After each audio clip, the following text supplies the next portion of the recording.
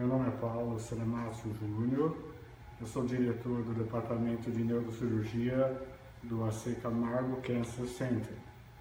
Do meu lado está o Dr. Douglas. Boa noite, meu nome é Douglas Guedes de Castro e eu sou médico do Departamento de Radioterapia.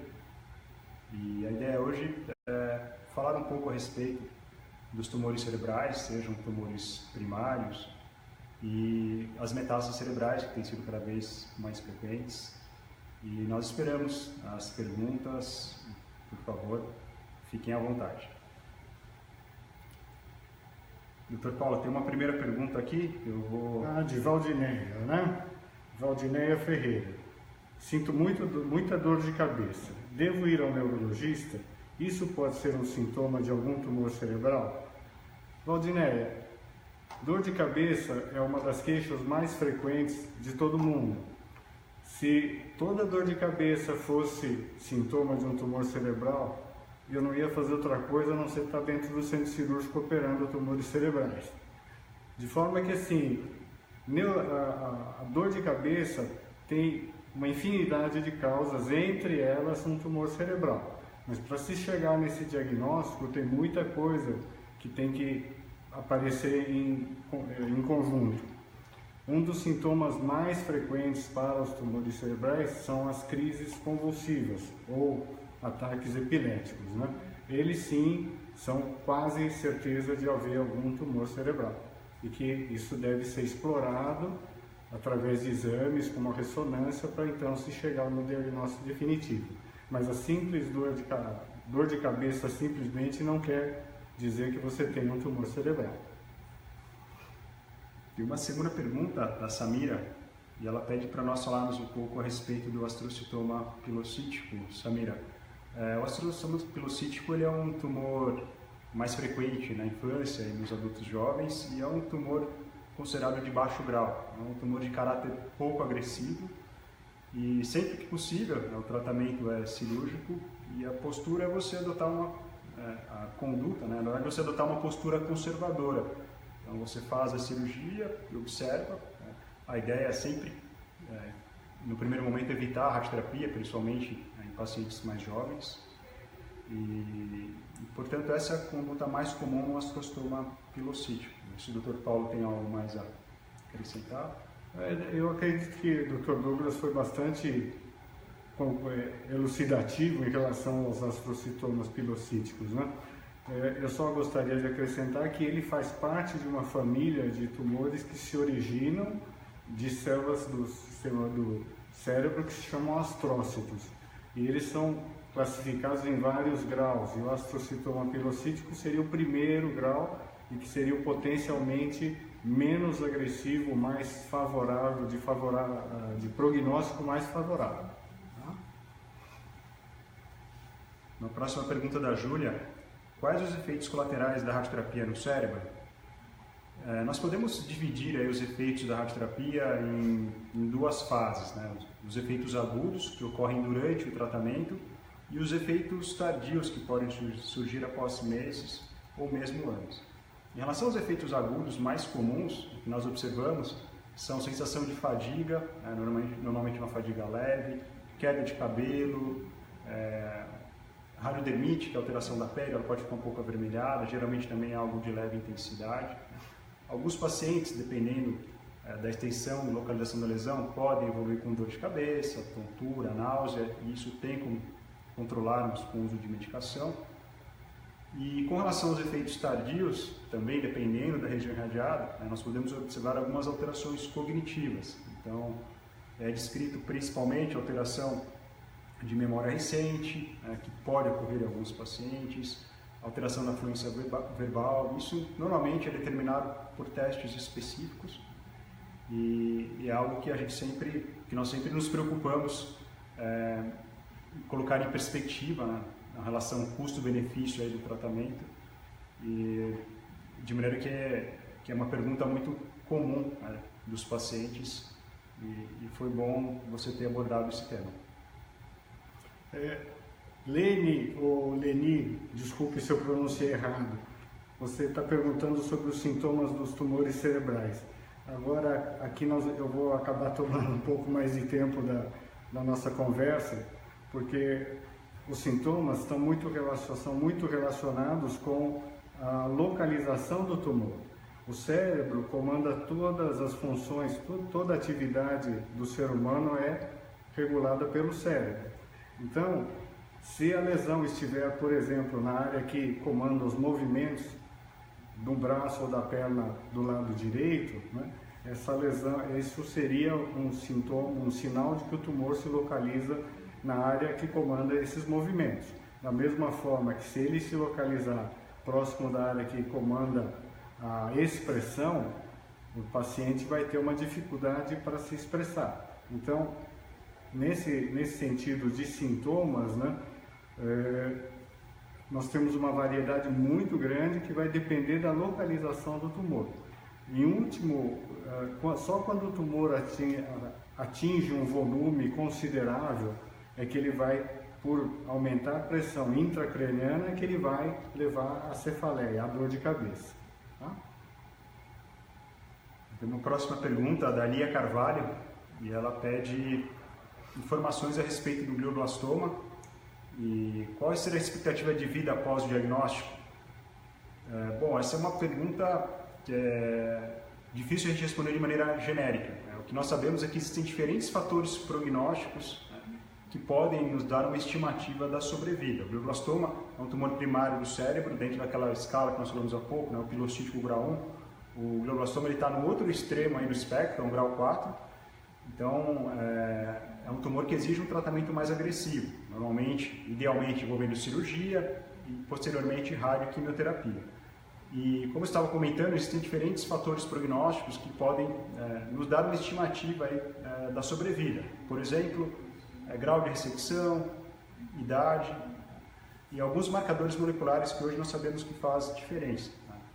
Então, dependendo do cenário, você pode ter uma sobrevida não tão longa, por exemplo, em pacientes idosos, com tumores que não podem ser abordados, tumores mais profundos, com uma performance reduzida, a sobrevida mediana pode chegar de 6 a 7 meses. Agora, no outro extremo, pacientes com tumores ressecados, mais jovens, que têm oportunidade de receber o tratamento ideal, que tem marcador molecular favorável, tem séries recentes mostrando sobrevida mediana em torno de 20, 21 meses.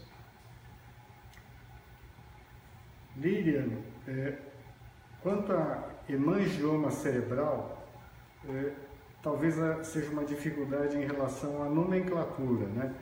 O hemangioma cerebral não se trata propriamente de um tumor no sentido de uma neoplasia, de um câncer, né? E normalmente hemangiomas, raramente eles sangram. O fato do seu pai ter o hemangioma e ter morrido de AVC, pode ser que ele tinha hemangioma e teve realmente uma hemorragia cerebral que não esteja relacionada com o hemangioma. Porque hemangiomas normalmente são lesões de comportamento muito favorável e praticamente não exigem nenhum tratamento, né? Talvez haja uma dificuldade em relação ao termo do hemangioma. A próxima pergunta aqui, do Yale, ele pergunta se o astrocitoma pode voltar depois de alguns anos. Sim, isso pode acontecer, né? E depende muito do grau do astrocitoma ao diagnóstico. Então, nós sabemos que um astrocitoma de baixo grau, ao longo do tempo, ele pode se transformar num astrocitoma de alto grau. Ele pode se mover naquele espectro, por exemplo, de um grau 2 para um grau 3, um grau 4. E o tempo médio, né, para que isso aconteça varia em torno de 5 a 6 anos. Né? Então, isso é fato, isso pode acontecer.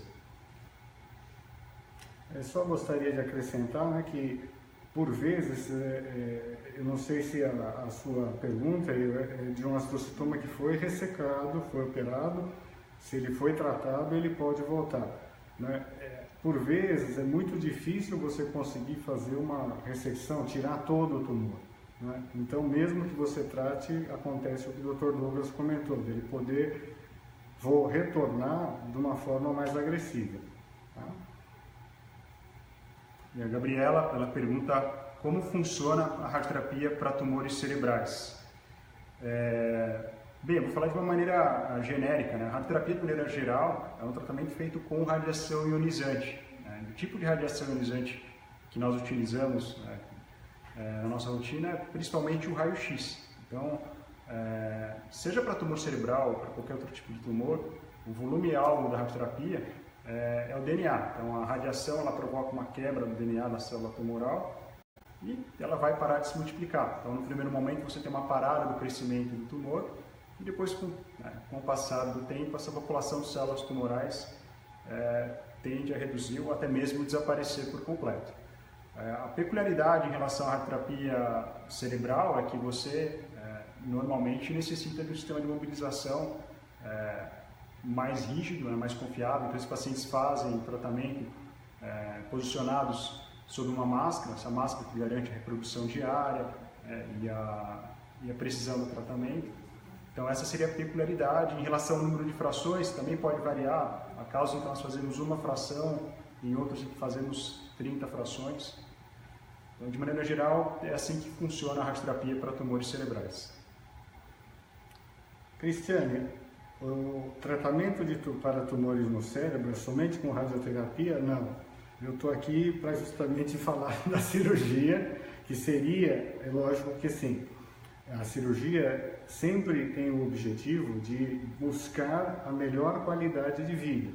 Então, se o paciente tiver uma lesão numa área que seja muito importante para uma função, por exemplo, para ele falar ou para ele compreender o que a gente fala, é possível que não seja utilizada a cirurgia e se parta para a radioterapia. Existe ainda uma terceira modalidade de tratamento que é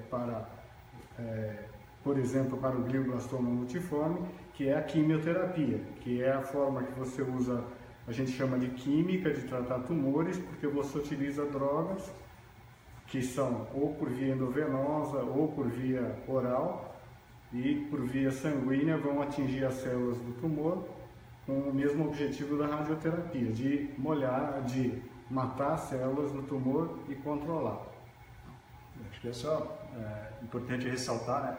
O tratamento sistêmico ele é fundamental em alguns tumores cerebrais, tem ganhado muito espaço nas metástases cerebrais, né? As terapias-alvo, a imunoterapia. Então acaba respeitando aquele tripé da oncologia, né? Cirurgia, radioterapia e a quimio ou terapia sistêmica. As três modalidades são muito utilizadas nos tumores cerebrais. Ingrid, com relação a um tumor cerebral pode afetar a cognição, sem dúvida, se ele se localizar na área responsável por essa função. Não? Então, se ele estiver numa área completamente distante, diferente da área que comanda a cognição, ele não vai afetar essa função. Né? Próxima pergunta da Andréia. Ela questiona se crises de epilepsia podem ser um sinal de tumor cerebral. Sim, a crise ela pode ser um sintoma relacionado a uma lesão cerebral. Isso depende da localização. Então, por exemplo, é mais comum observarmos isso em pacientes com tumor de baixo grau, esse tipo de manifestação. Mas deixando claro, nem toda crise, obviamente, está associada a um tumor cerebral, mas num paciente que não tem histórico, de repente tem uma crise, é algo que merece ser investigado. Kaique e Patrícia, glioblastoma pode ser hereditário? Até o momento a gente não tem uma evidência de que o glioblastoma multiforme seja hereditário.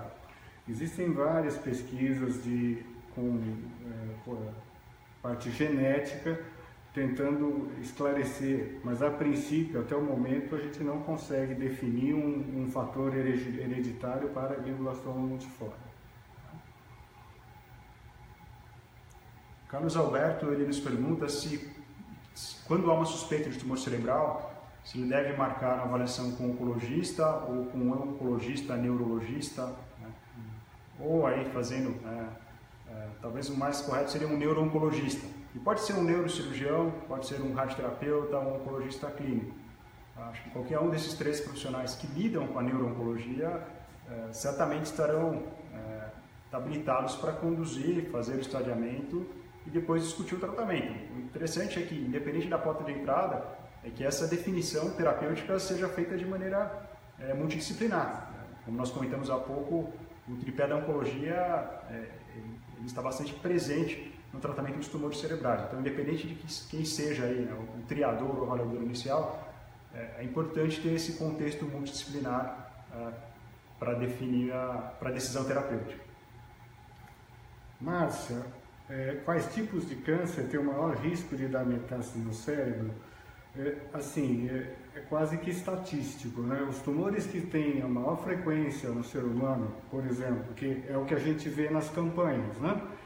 Câncer de mama nas mulheres, câncer de pulmão, melanoma, que é um câncer de pele, são os tumores mais frequentes, e justamente por eles serem mais frequentes, são os que mais costumam dar metástases no cérebro. E em relação, assim, eu não consegui compreender bem a segunda parte da sua pergunta, se tem alguma diferença no tumor e no tratamento. Alguma diferença no tumor, do ponto de vista prático, o diagnóstico é mais ou menos o mesmo, da mesma forma, os sintomas podem ser também relacionados com a localização do tumor, da metástase, né? E no tratamento das metástases, a gente tinha, de alguns anos atrás, era basicamente com a radioterapia. Atualmente, já existem, com o desenvolvimento da imunoterapia, estão surgindo novas modalidades de tratamento, além das clássicas da cirurgia e da radioterapia.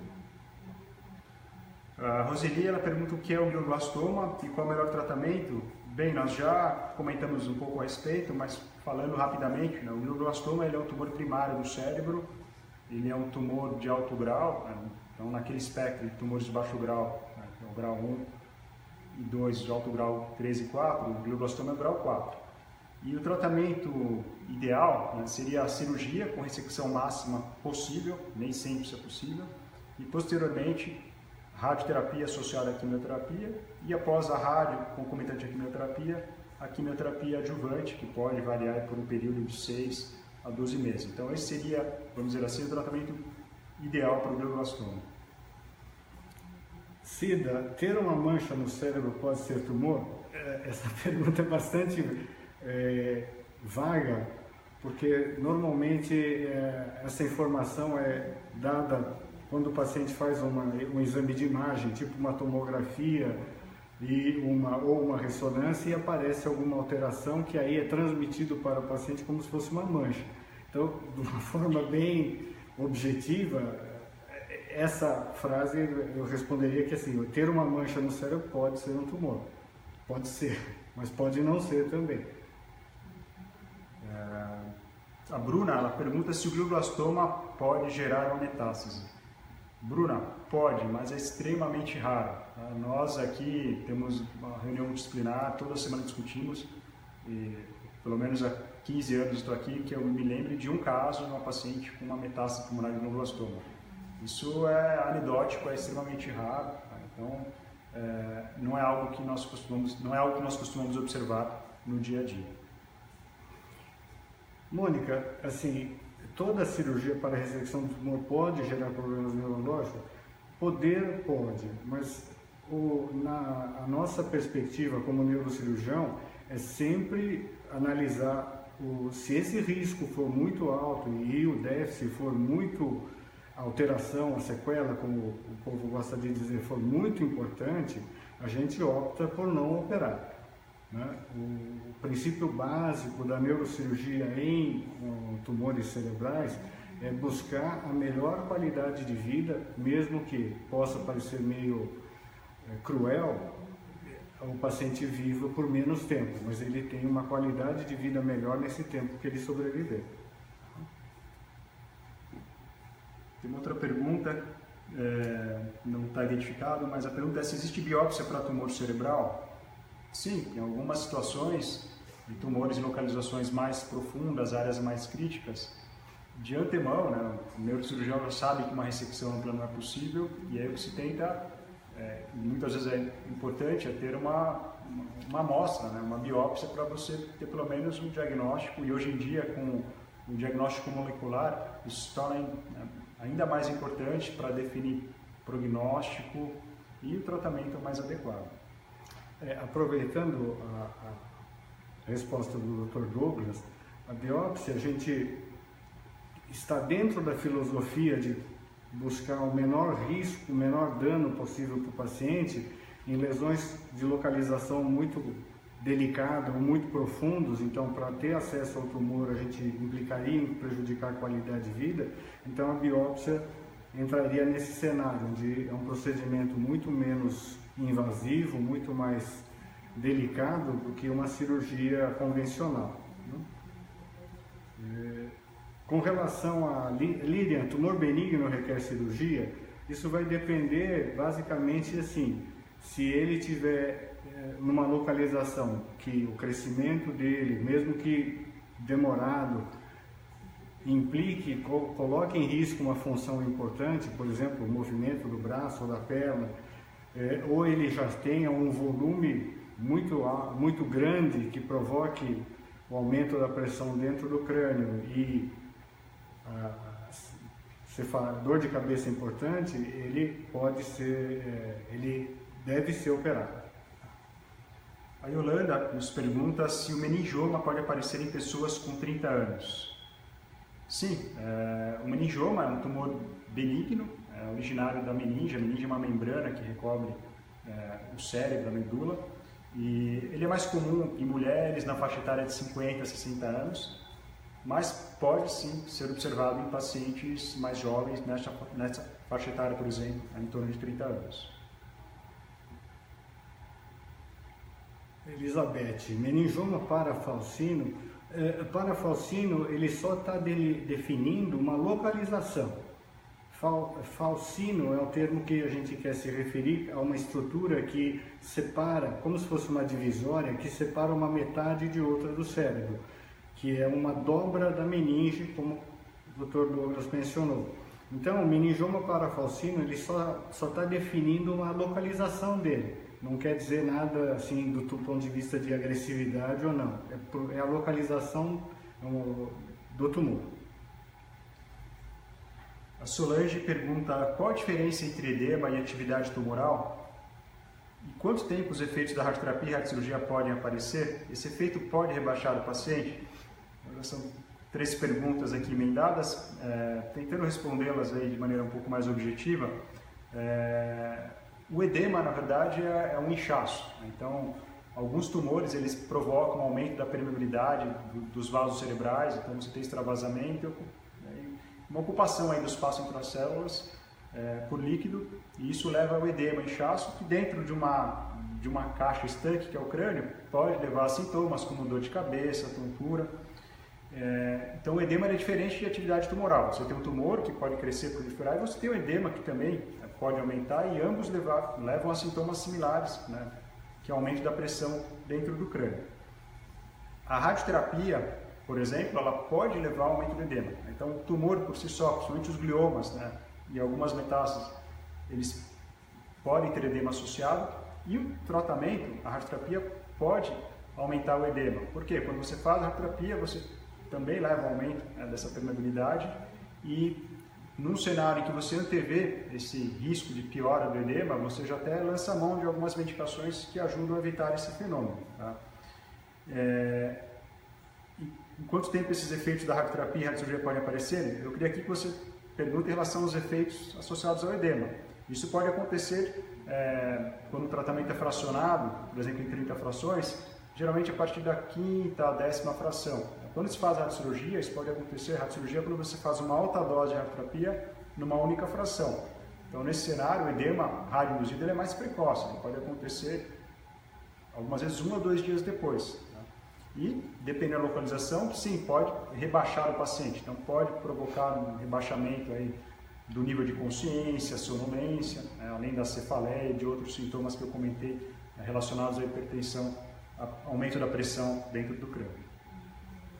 Paula, fazendo uma ligação, link com a resposta que o Dr. Douglas deu em relação ao glioblastoma multiforme, né? O astrocitoma anaplásico, grau 3, ele seria um tumor 1 grau menos agressivo do que o glioblastoma multiforme. Eu não me recordo de nenhum astrocitoma anaplásico que tenha dado metástase e, assim, também não me lembro de ter lido em literatura médica alguma coisa a respeito do astrocitoma anaplásico da metástase, né? Tem uma outra pergunta. Vocês poderiam comentar mais sobre as inovações e últimos avanços no tratamento de tumores cerebrais? Paulo, quer começar? Eu acho que do ponto de vista da minha área, que é a neurocirurgia, com alguns recursos, com o avanço da aquisição de equipamentos mais sofisticados, como o microscópio cirúrgico, com alguns recursos também de imunofluorescência, talvez a gente consiga visualizar, entre aspas, melhor o tumor. Mas do ponto de vista cirúrgico, na minha modesta opinião, eu acho que nós estamos chegando no limite do que é possível fazer, né?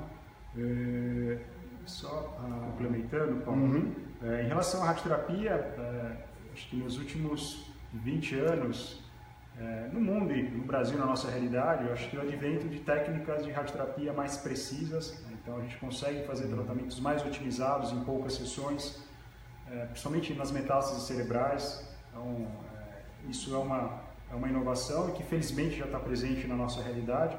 Em relação à terapia sistêmica, nós já comentamos, né, drogas que hoje penetram, né, os vasos cerebrais, penetram a barreira hematoencefálica e trazem resposta, inclusive, para algumas metástases, né.